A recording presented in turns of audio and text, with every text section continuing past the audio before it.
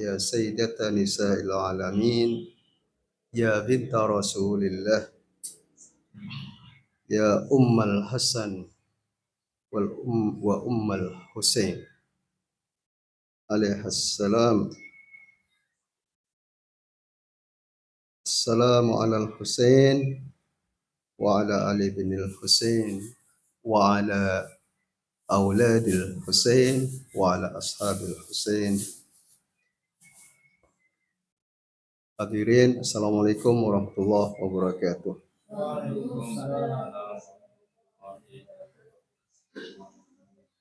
Pada malam ini, sebagaimana yang telah disampaikan oleh Pak Syuhada tadi dalam momen hari syahadah Sayyidatuna Fatimahuz Zahra alaihassalam, saya ingin menyampaikan sedikit tentang beliau yang mudah-mudahan kita semua mendapatkan keberkahan dari Ibunda Fatimahuz Zahra. Insyaallah ta'ala, amin ya rabbal alamin. Berangkat dari ayat di dalam surat Al-Insan, a'udzu billahi minasyaitonir rajim. Yufuna bin nadri wa yakhafuna yawman kana syarruhu mustatira wa yud'imuna at-ta'ama ala hubbihi miskinan wa yatiman wa asira innama nut'imukum liwajhillahi la nuridu minkum jazaa'an wa la syukura. Sadaqallahul aliyul azim. Segala puji bagi Allah Subhanahu wa taala atas segala karunia dan nikmatnya kepada kita semua. Pada malam ini semoga Allah Subhanahu wa taala kabulkan doa-doa kita, hajat-hajat kita setelah kita bertawassul kepada maksumin, pada Rasulullah, pada Ahlul Bait Rasulullah, pada Sayyidah Fatimah Az-Zahra alaihissalam, dan juga kepada imam kita sahibul asri wal zaman ajrallah farajahu syarif. Ada dua hal yang ingin saya sampaikan. Yang pertama, dua istilah yang disebut di dalam kajian-kajian. Yang pertama, ihqaqul haq, dan yang kedua ta'dil as-sarwah. Yang pertama, ihqaqul haq itu mengembalikan hak yang telah terampas kepada yang hak. Kemudian ta'dilus sarwah itu artinya menyeimbangkan kekayaan di tengah masyarakat, karena masyarakat itu terdapat lapisan orang yang mampu dan lapisan orang yang tidak mampu. Orang yang berpenghasilan banyak, ada orang yang tidak punya penghasilan atau penghasilannya sedikit dan dia tidak mampu menata kehidupannya dengan baik karena pendapatannya yang sangat minim. Dan dua hal itu saya kira diajarkan oleh Sayyidatuna Fatimahuz Zahra alaihissalam, tidak hanya dengan ucapan tetapi dengan tindakan beliau. Sebagaimana yang ayat, ada 3 ayat, dari ayat ke-7 dan ayat ke-9 di dalam surat Al-Insan itu, Sayyidah Fatimah Zahra memberikan contoh, mengajarkan kepada umat Nabi Sallallahu Alaihi Wasallam bagaimana cara orang itu memberikan pertolongan, memberikan bantuan, merasa sesama saudara, terlepas agamanya apa, yang jelas selagi dia adalah seorang manusia sebagai hamba Allah Subhanahu wa taala dan membutuhkan sesuatu, tentu Sayyidah Fatimah tidak tinggal diam dan beliau akan membantunya. Dan itu terjadi di dalam ayat tadi bahwa Ahlul Bait alaihimussalatu wassalam yufuna bin nadari. Beliau melaksanakan nadarnya. Mereka, yakni Imam Ali, Sayyidah Fatimah, Imam Hasan, Imam Husain, bahkan pembantunya yang bernama Fiddah juga turut untuk menunaikan nadar mereka. Nadar kalau Al-Hasan dan Al-Husain alaihissalam sembuh dari sakit keduanya, maka keluarga suci ini akan melaksanakan puasa 3 hari karena Allah Subhanahu wa taala. Dan benar, setelah keduanya sembuh, keluarga suci ini melaksanakan nadar itu. Dikatakan mereka menunaikan nadar dan takut akan suatu hari yang azabnya merata di mana-mana. Kemudian wa yut'imuna at-ta'ama 'ala miskina wa yatima wa asira. Nah, itu ceritanya bahwasanya pada siang hari keluarga itu berpuasa, kemudian untuk persiapan buka nanti Imam Ali mencarikan pencarian nafkah dan beliau mendatangi rumah seorang Yahudi yang punya usaha wol ya. Kemudian Imam Ali mengatakan, adakah pekerjaan yang bisa memintal bulu domba ini menjadi benang wol ya, dengan upah 3 sok. 3 sok itu satu soknya kira-kira 3 kilo. Berarti memintal wol itu dengan upah dalam 3 hari 9 kilo. Nah, dicicil setiap.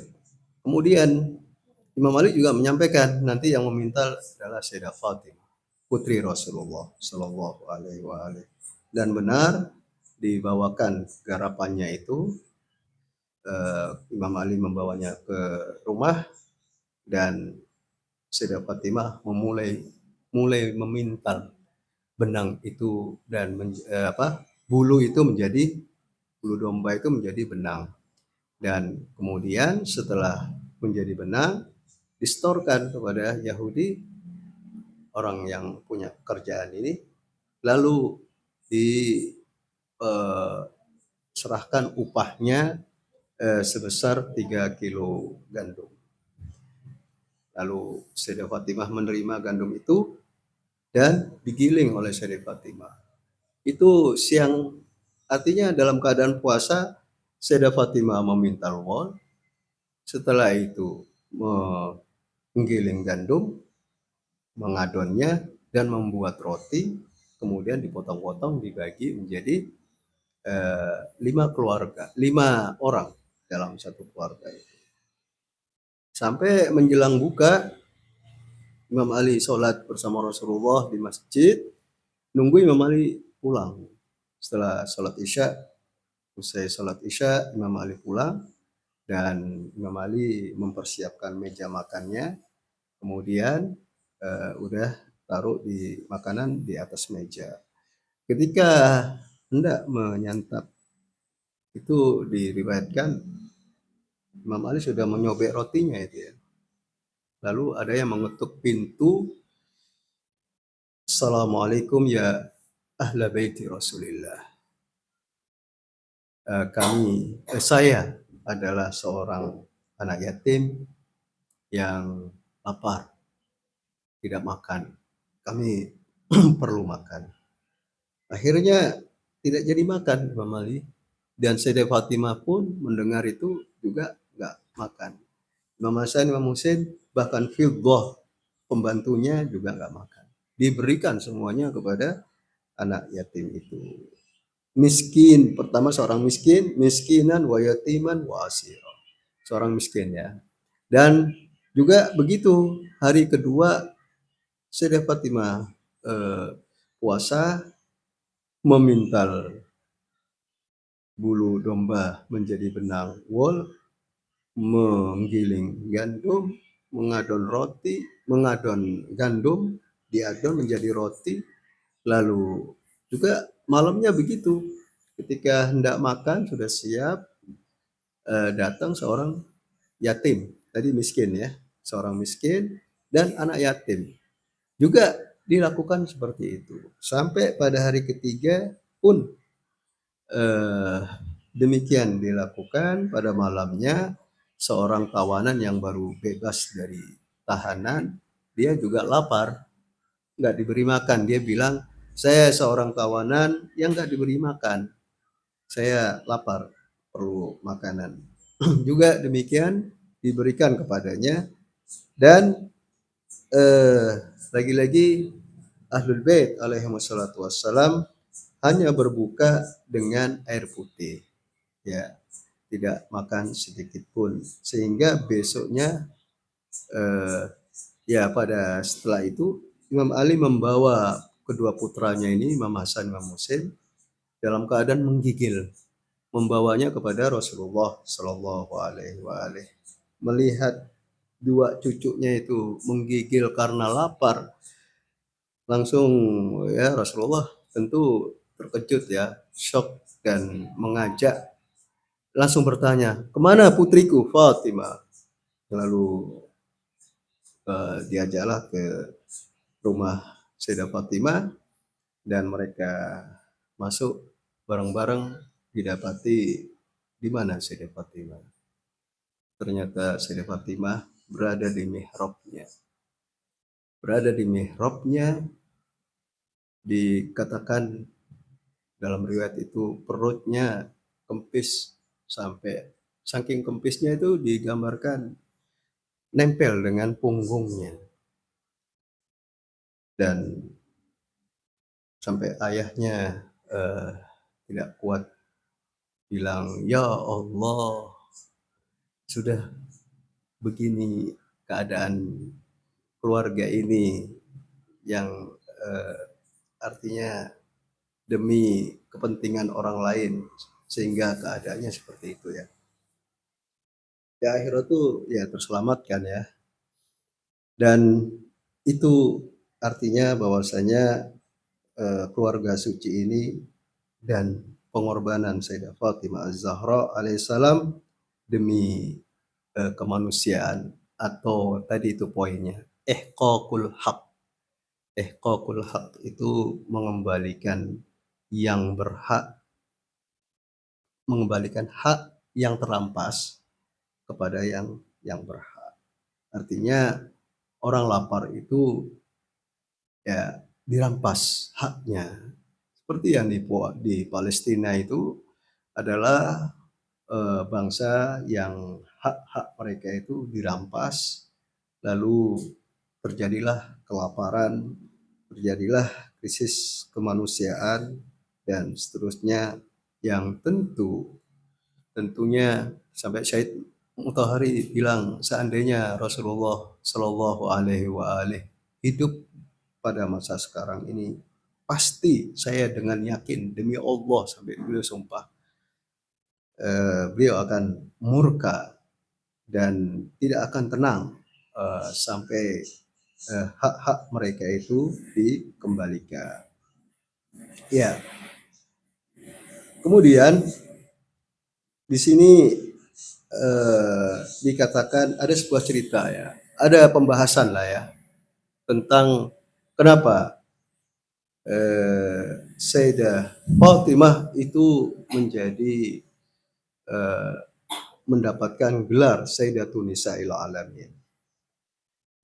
Syekh Mutahari membawakan tentang keutamaan Sayyidina Hamzah bin Abdul Muttalib, paman Rasulullah Shallallahu Alaihi Wasallam, yang pada waktu Rasulullah hijrah, beliau pun hijrah dari Makkah ke Madinah, dan di Madinah Sayyidina Hamzah ini tinggal sendirian, ya, mungkin tanpa seorang istri, tanpa teman.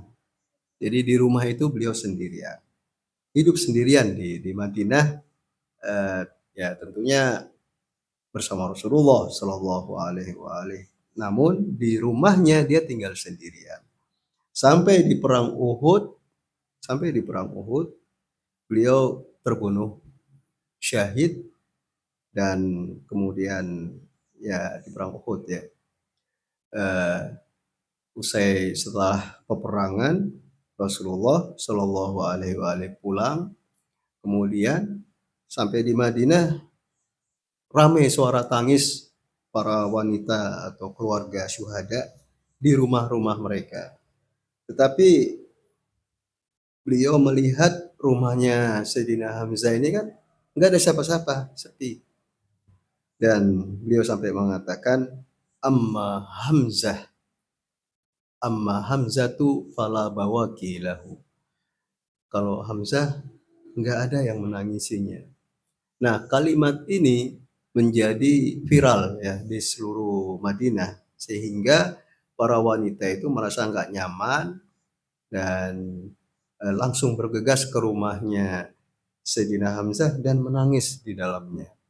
Dan begitu menjadi tradisi orang yang menangisi eh, keluarganya yang syahid ya itu menangisi Sayyidina Hamzah dulu. Jadi yang disebut adalah Sayyidina Hamzah, baru yang disebut adalah seorang syahid yang lainnya. Nah, ini terus berlangsung dari sejak itu sampai Rasulullah wafat, sampai mungkin Imam Ali, mungkin dan seterusnya sampai tahun 61 Hijriah pada hari Asyura ketika Sayyidina Husain alaihissalam, Al-Imamul Husain alaihissalam syahid, barulah setelah itu gelar Sayyidus Syuhada itu berpindah kepada Abu Abdillahil Husain alaihissalam. Ketika ada kalimat terlontar Sayyidus Syuhada, sudah tidak berpaling lagi kepada Sayyidina Hamzah, tetapi tertuju kepada Imam Husain alaihissalam. Sebagaimana eh, sebagaimana Bunda Maria yang disebut dengan kata lain adalah Sayyidatuna Maryam, beliau juga disebut sebagai Sayyidatun Nisa. Tetapi setelah Sayyidah Fatimah lahir dan menunjukkan pengabdiannya kepada Rasulullah Shallallahu alaihi wa alihi sampai beliau diberi gelar, dipanggil dengan Ummu Abiha, ibu bagi ayahnya. Itu adalah ungkapan bahwa Rasulullah bukan mengungkapkannya karena kasih sayang atau perasaan, tetapi karena ingin menjelaskan kepada umat bahwa betapa mulianya, betapa agungnya yang dilakukan oleh Sayyidah Fatimah Az-Zahra alaihissalam, sehingga dikatakan kalau Sayyidina Hamzah itu Sayyidus Syuhada fi zamanihi, dan Imam Hussein Sayyidus Syuhada fi kulli zaman. Di sepanjang zaman Sayyidus Syuhada adalah Imam Hussein alaihissalam. Kalau Sayyidina Hamzah Sayyidus Syuhada di zamannya sampai pada tahun 61 Hijriah pada hari Asyura, barulah Sayyidus Syuhada fi kulli zaman itu adalah Abu Abdillah Hussein alaihissalam. Demikian halnya Sayyidah Maryam itu Sayyidatun Nisa, nggak ada yang lebih melebihi kedudukan beliau sampai lahirnya Sayyidah Fatimah, baru gelar itu berpindah menjadi Sayyidatun Nisa'il Alamin, dimiliki oleh Fatimah Az-Zahra alaihissalam, dan Sayyidah Maryam itu gelarnya adalah Sayyidatun Nisa fi zamani. Ya. Nah, nah itu juga gelar bukan gelar gratisan seperti itu.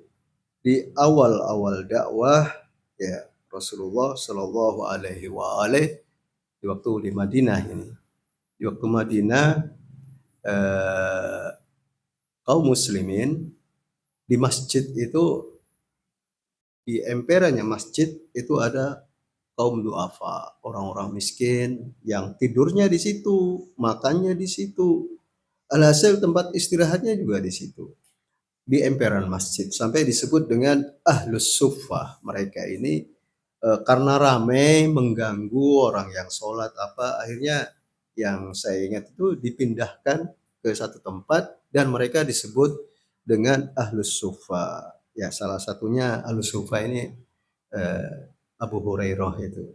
Abu Hurairah itu salah seorang bagian dari ahlus suffah ini, orang-orang duafa. Ya. Nah, dalam kondisi situasi seperti itu banyak yang eh, orang itu kumpul di Ahlus Sufa. Jadi orang yang bergabung di situ itu menandakan dia orang yang nggak punya, orang yang eh, miskin ya.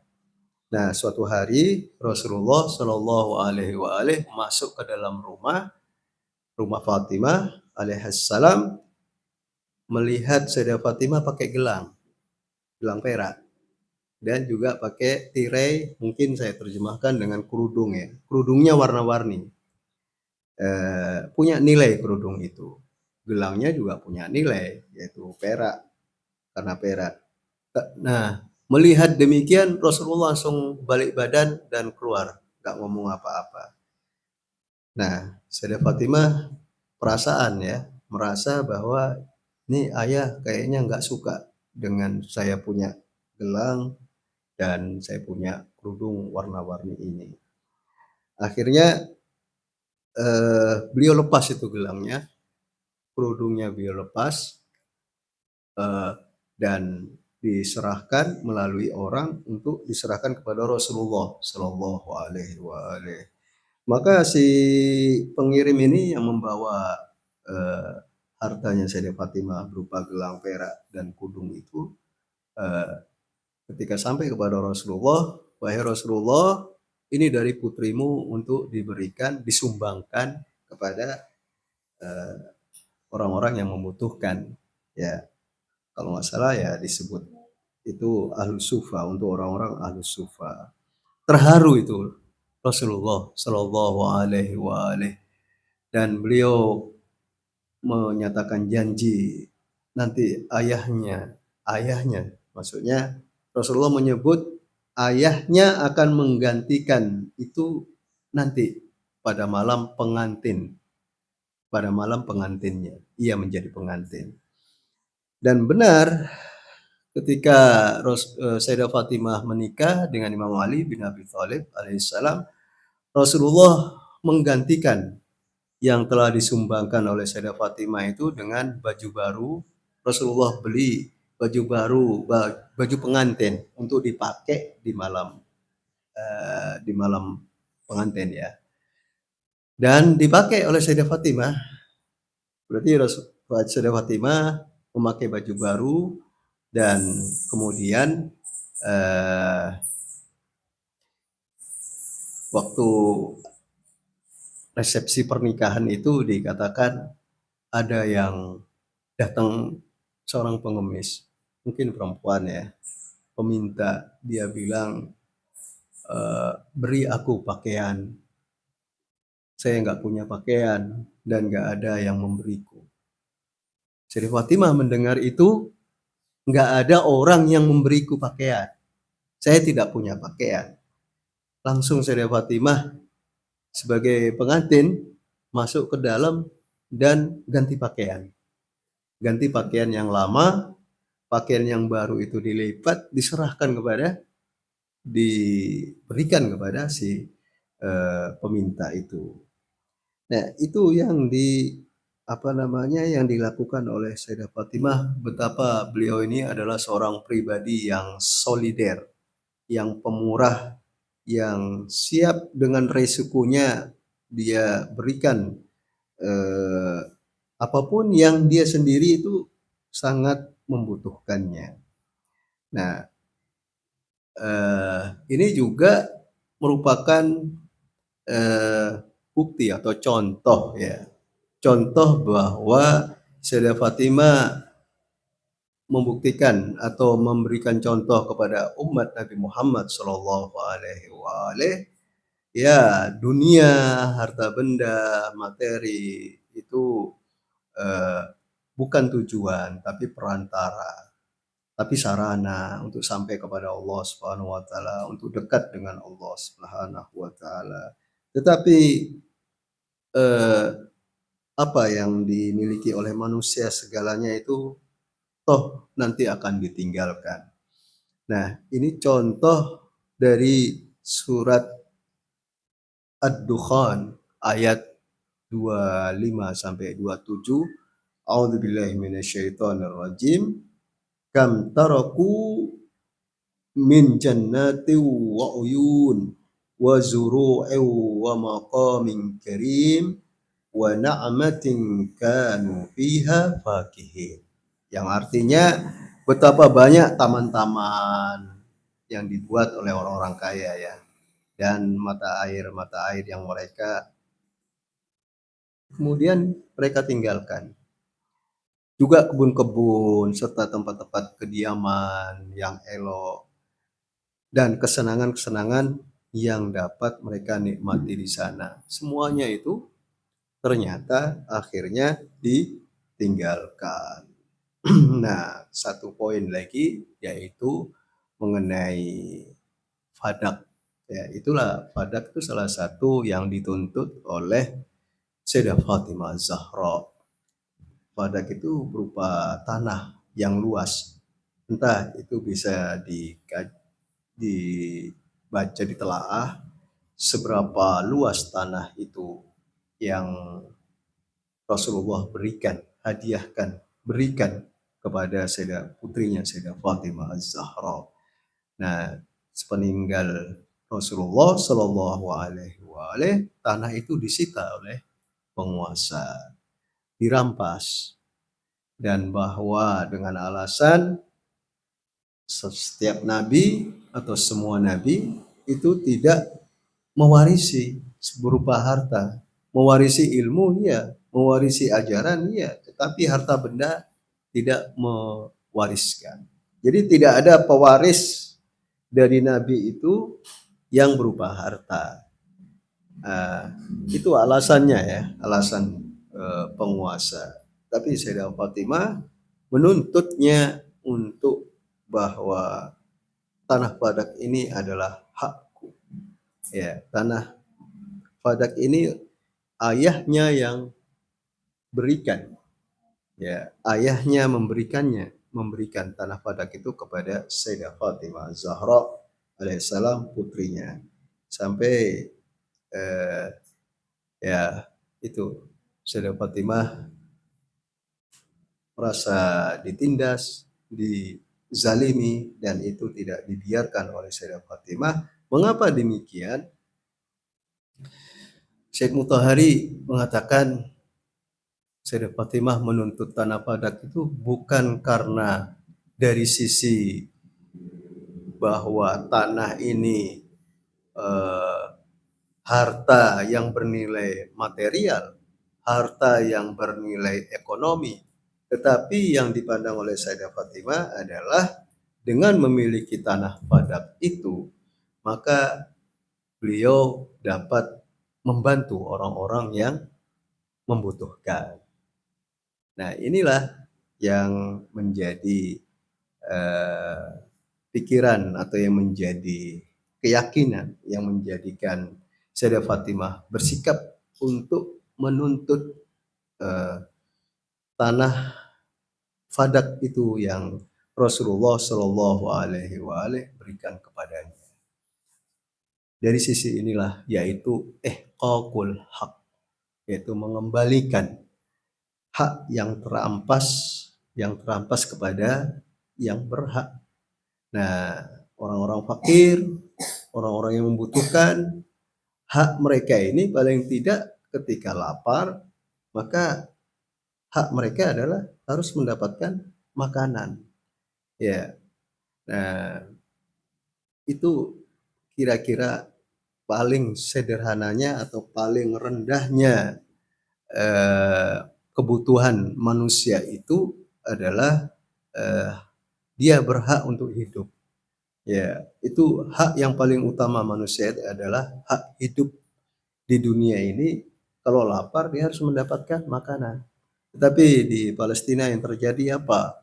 Itu bantuan-bantuan itu dicegat, dirampas, ya entah itu manusia-manusia binatang itu seperti apa itu kualatnya ya yang mencegat bantuan-bantuan itu. Alhasil eh, bangkitnya Sayyidah Fatimah salah satunya adalah menuntut haknya, dan lebih penting dari itu adalah hak yang diemban oleh atau hak yang dimiliki oleh suaminya, yaitu hak wilayah ya, hak wilayah. Itu semuanya adalah Sayyidah Fatimah menjadi contoh bahwa bukan hanya laki-laki yang berdiri di hadapan penguasa yang zalim, tetapi perempuan pun yang hampir tidak pernah melihat matahari, tidak pernah keluar rumah, tetapi sekali keluar melawan kezaliman, melawan penindasan. Nah, salah satu di antaranya yang beliau tuntut adalah hak suaminya, itu yang lebih mendasar, dan yang kedua di antaranya adalah eh, tanah Fadak. Nah, hingga beliau menghadapi cobaan-cobaan seperti rumahnya diteror dan beliau juga disakiti hingga beliau eh, dalam keadaan sakit yang sangat parah dan disakiti, ya, tubuhnya ada yang luka, ada yang lebam. eh, Beliau pada akhir hayatnya eh, dirawat oleh Asma binti Umais,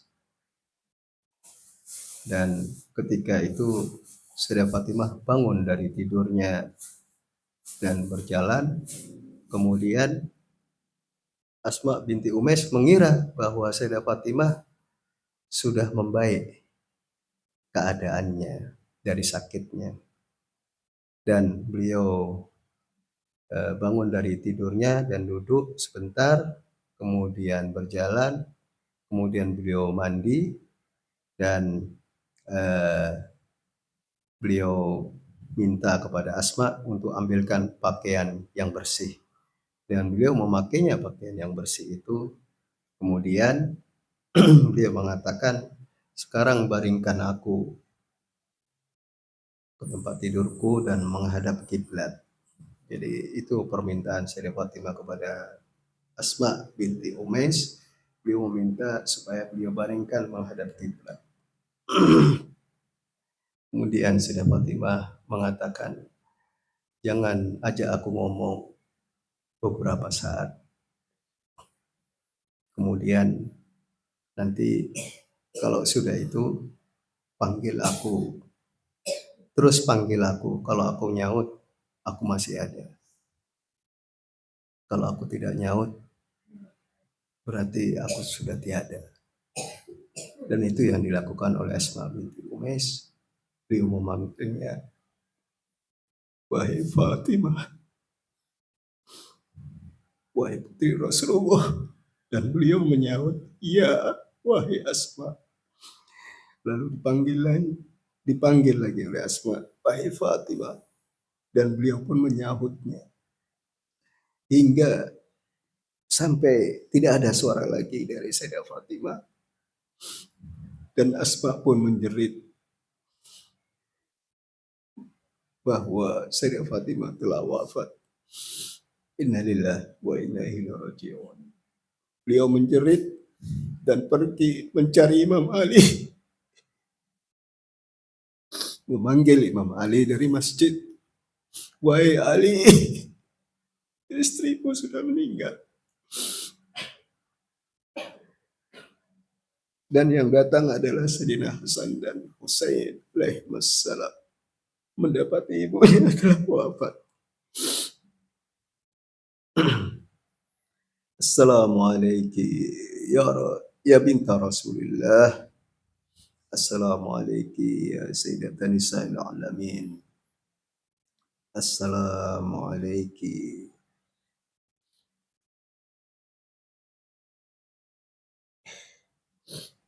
ya Zaujata Amirul Mukminin. Assalamualaikum ya Ummal Hasan wal Husain. Sayyid Syababi Ahlul Jannati Ajma'in. Warahmatullahi wabarakatuh. A'zamallah ujurakum wa ujurana. A'zamallah ujurakum ya sahibul asri wal zaman. Bisyahadati ummika Sayyidatuna Fatimah Zahra alaihissalam.